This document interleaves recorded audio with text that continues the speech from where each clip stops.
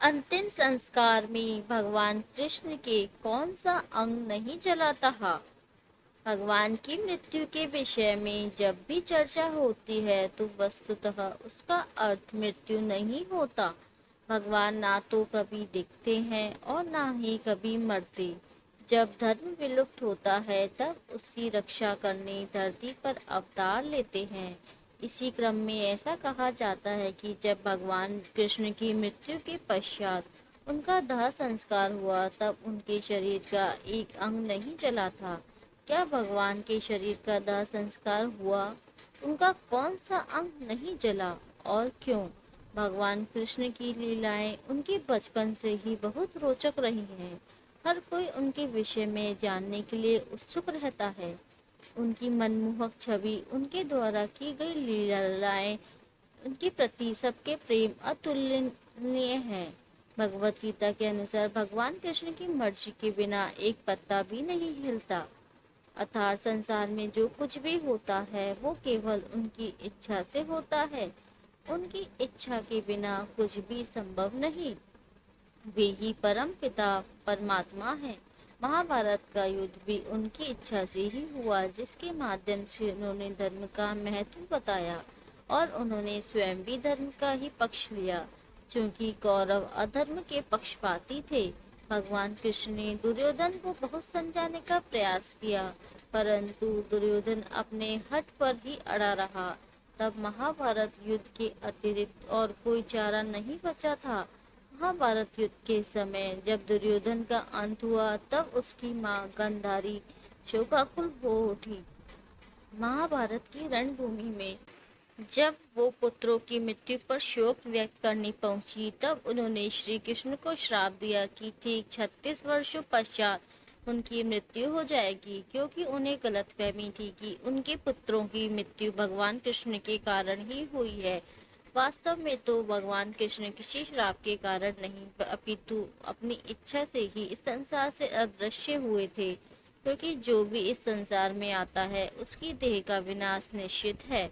भगवान मृत्यु लोक को छोड़ कैसे अपने लोक गए, इसका वर्णन भागवत पुराण के 11वें स्कंद में मिलता है। मित्रों, यह तो आप जानते ही हैं। भगवत पुराण सुखदेव गोस्वामी के द्वारा राजा परीक्षित को सुनाई गई थी। 11वें स्कंद में सुखदेव जी परीक्षित महाराज से कहते हैं कि भगवान कृष्ण ने विचार किया कि यदुवंश अभी भी पृथ्वी पर है और पूर्णतः मुझ पर आश्रित है। यदुवंश की लोग धन, जन, बल, घोड़े आदि के माध्यम से बलशाली हैं और पृथ्वी पर अपनी मनमानी कर रहे हैं। यहाँ तक कि देवता आदि में वे उन्हें पराजित नहीं कर सकते। इसलिए मुझे यदुवंश के लोगों में आपस में कलह उत्पन्न करनी होगी।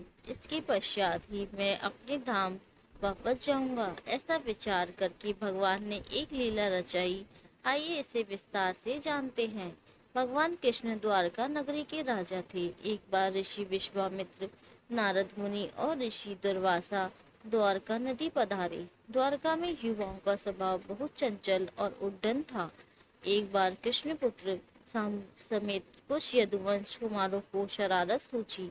शाम्ब ने स्त्री का रूप धारण किया और वे सभी कुछ ऋषियों के पास पहुंचे और शाम को गर्भवती महिला बताकर ऋषियों के साथ मजाक करने का दुस्साहस किया। ऋषियों ने भांप लिया कि उनके साथ मजाक हो रहा है। तब उन्होंने शाम को श्राप दिया कि वो एक ऐसे मूसल को जन्म देगा जिससे उसके कुल का नाश होगा। वास्तव में ऋषि मुनियों का भगवत प्रेरणा के कारण क्रोध आया, अतः यह भगवान ही की लीला थी। इस प्रकार के महापुरुष भगवान की लीला में सहयोग करते हैं, इसलिए मृत्यु लोक में निवास करके यहाँ के लोगों के समान ही व्यवहार करते हैं।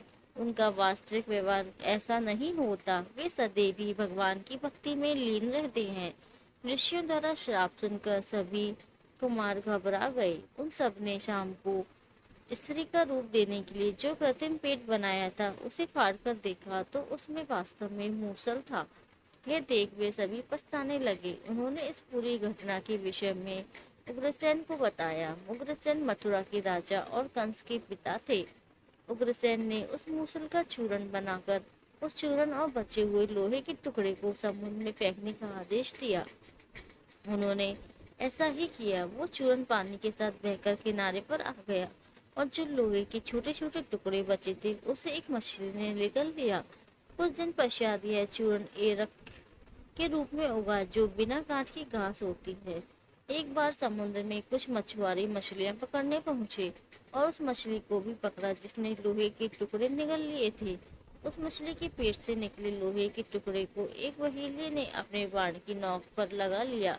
एक बार ब्रह्मा जी अपने पुत्रों और देवताओं के साथ द्वारका नगरी पधारे और भगवान से प्रार्थना की यदि अब वे चाहें तो अपने धाम पधार कर सकते हैं। तब श्री कृष्ण ने कहा, मैं निश्चय कर चुका हूँ कि यदुवंशियों का नाश होते ही मैं परम धाम के लिए प्रस्थान करूंगा। तभी सभी ने भगवान को प्रणाम किया और अपने धाम की ओर चले गए।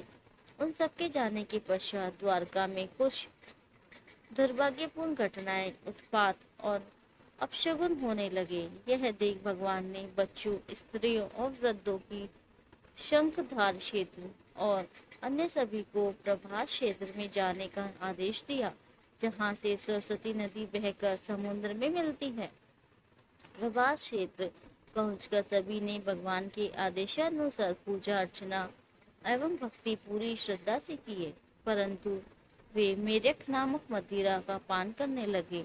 इस मद का स्वाद तो मीठा होता है, परंतु यह बुद्धि भ्रष्ट करने वाला है।